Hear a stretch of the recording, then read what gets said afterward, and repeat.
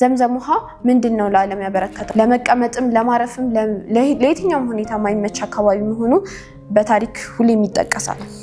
መካ ባዶ በረሃ ነው። ምንም አትክልት የለውም፣ ምንም ወንዝ የለውም። ያ መፍለቁ እዛ አካባቢ አሞሮች እንዲታዩ ያደርጋል። ለኢብራሂም አለይሂ ሰላም ያላቸው ማንኛውም ለሱ ቅርብ የሆኑ ሰዎችን እንደሚንከባከባቸውና እንደሚጠብቃቸው ይናገር ነበር። ለበይከ አላሁመ ለበይክ ለበይከ ላ ሸሪከ ለከ ለበይክ ኢነል ሐምደ ወነዕመተ ለከ ወልሙልክ لا شريك له السلام عليكم ورحمة الله وبركاته ودنا የተከበራችሁ የሙስሊም ተማሪዎች ሊክ ተከታታዮች ሰሞንኛ የሐጅ ሁኔታን በማስመልከት እየቀጠለ ያለው የዩቲዩብ ፕሮግራማችን በዛሬው ዕለትም የዘምዘምን ውሃ የተመለከተ ነገሮችን ይዘን ምን ቀጥል ይሆናል። አብራችሁን ቆዩ። ከዚህ በፊት በነበሩ ፕሮግራሞቻችን የዘምዘምን ውሃ ትሩፋትና አተገባበሩን እንዴት የሚጠጣው የሚለውን ሱናውን በመጥቀስ ያሳለፈ መሆኑን ለማስታወስ ወዳለሁ። ቀጣዩ የዛሬው የሚሆነው ቆይታችን ደግሞ ዘምዘም ውሃ ምንድነው ለዓለም ያበረከተው ወይም ደግሞ በዛ ስፔሲፊክ መካ አካባቢ ላይ ምንድነው ያመጣው ተጽዕኖ የሚለውን ነገር ምን ጠቅስ ይሆናል። አብራችሁ ቆዩ። ዘምዘም ውሃ ዓለምን የቀየረ ነው ተብሎ ይጠቀሳል። ለምን ሲባል መካ ከድሮ ታሪኮች እንደምትሰሙትም ከድሮ ጀምሮ ከአደም ጊዜ ጀምሮ ያለው ቆይታው በጣም በረሃ የሆነ ቦታና ለምንም ለመኖርም ለመቀመጥም ለማረፍም ለየትኛውም ሁኔታ ማይመች አካባቢ መሆኑ በታሪክ ሁሌም ይጠቀሳል።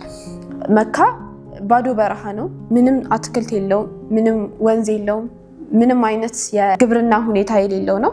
ይሄም የሆነው ምክንያት ውሃ የለውም። አንድ አካባቢ ላይ ውሃ አለ ማለት ቤተሰብ ወይም ደግሞ እዛ አካባቢ ላይ ሰዎች ይኖራሉ የሚለውን ነገር ያሳያል ማለት ነው። ያ ቦታ መካ ባዶ ናት። አላህም በቁርአኑ ምንድነው የሚለው?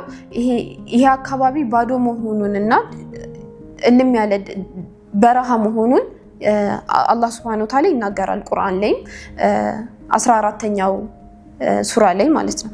ውሃ አልነበረም፣ ሰዎች አልነበሩም፣ ምንም አይነት የግብርናም ሆነ የየትኛውም አይነት የከብትም የትኛውም አይነት አስተዋጽኦ የነበሩበት ቦታ አልነበረም። ይሄም ዘምዘም ሁኔታ የተፈጠረበትን ሁኔታ አንድ ላይ አያይዘን እንድናነሳ ያደርገናል ማለት ነው። የነብዩላህ ኢብራሂም ዘመን ላይ የተፈጠረውን ክስተት ባለፈው ማንስተን ነበረ። ነብዩላህ ኢብራሂም በአላህ ትእዛዝ ሀጀርና ኢስማኤልን መካ ላይ ጥለው ወደ ራሳቸው አካባቢ እንዲመለሱ ከተናገሩ በኋላ እዛ አካባቢ ላይ ያ በረሃ ላይ ሁለት አንድ እናትና አንድ ህፃን ልጅ ተቀምጠው ነበር ማለት ነው። ለብዙ ጊዜያት ያላቸውን ስንቅ ጨረሱ። እየተጠቀሙ የነበሩን ስንቅ ከጨረሱ በኋላ እናትየው መፈለግ አለባት ማለት ነው ሀጀር። የዛን ጊዜ ነበረ መላእክቱ ጅብሪል ተልኮ ውሃ እንዲፈልቅ ያደረገው። ያ መፍለቁ እዛ አካባቢ አሞሮች እንዲታዩ ያደርጋል።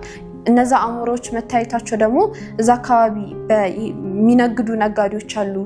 ደርሰው የሚመለሱ የነጋዴዎችን አይን ሊስብ ቻለ። እዛ አካባቢ ያለውን የአሞራ ሁኔታዎች ሲያዩ እዛ አካባቢ ለመሄድና ለመቃኘት አሰቡ ማለት ነው። እነዚህ ጁርሁም ጎሳዎች እንላቸዋለን። የጁርሁም ጎሳ ነጋዴዎች እዛ አካባቢ ያለውን ሁኔታ ቃኝተው ሲሄዱ ያለውን ሁኔታ መገንዘብ ቻሉ።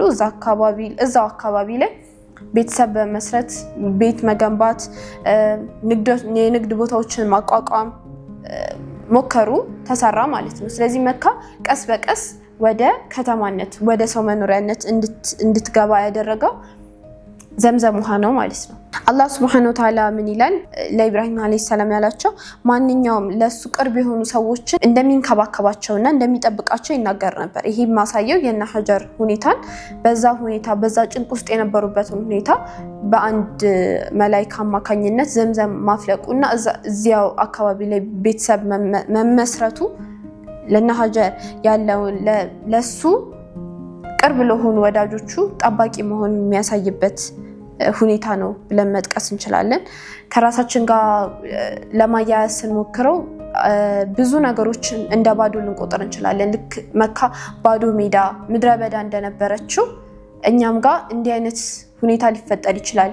አላህን አለማምለክን ወይም ደግሞ ኢባዳዎቻችን በአግባቡ አለማድረግን፣ ባዶነትን፣ ቀልባችን መድረቁ ሊሰማን ይችላል። ነገር ግን አላህ Subhanahu Wa Ta'ala ምን ጊዜም ቢሆን ለሱ ቅርብ ለሆኑ ወዳጆቹ እንደሚደርስና ያንን ነገር እንደሚጠብቅ ስለሚናገር እኛም ራሳችንን ለዚህ ነገር እያዘጋጀን ራሳችንን ወደ መካን ከተማ እንዳደረገው አላህ እኛንም ለሱ ቅርብ የሆኑ ወዳጆች እንዲያደርገን እየተማጸንን ለሱም ሰበብያችንን ያደረሰን እንድንቆይ ለማሳሰብ ወዳለሁ። ወሰላሙ አለይኩም ወራህመቱላሂ ወበረካቱ። لبيك اللهم لبيك لبيك لا شريك لك لبيك إن الحمد والنعمة لك والملك لا شريك لك.